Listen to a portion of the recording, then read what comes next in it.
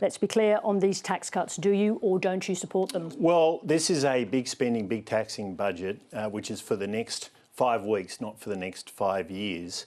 And what we see in it is a promise of 70 cents a day in a year's time, which is going to do nothing to restore Australian standard of living to where it was when Labor came to power.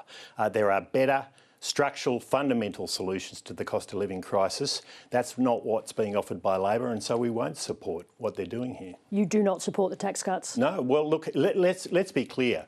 They are a cruel hoax. I mean, they are not a genuine tax cut. 70 cents a day, 73 cents a day in a year's time, when for a typical Australian family with a mortgage, they're paying an extra $50,000 over and above what they expected. We need a pathway back to the standard of living that Australians had when Labor came to power.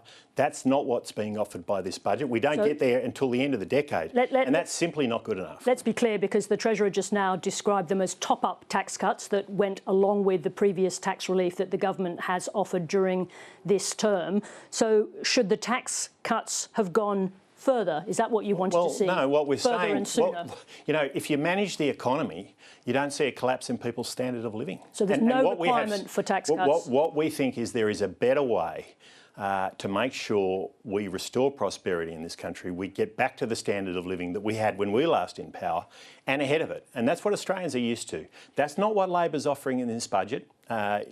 We don't get back to the standard of living, as I said, that Australians had when Labor came to power until the end of the decade. Let's be absolutely clear. The opposition will not be offering tax cuts as part of its budget in reply, as part of its election campaign policies. That's not what I said. I said we do not support what Labor is putting forward today.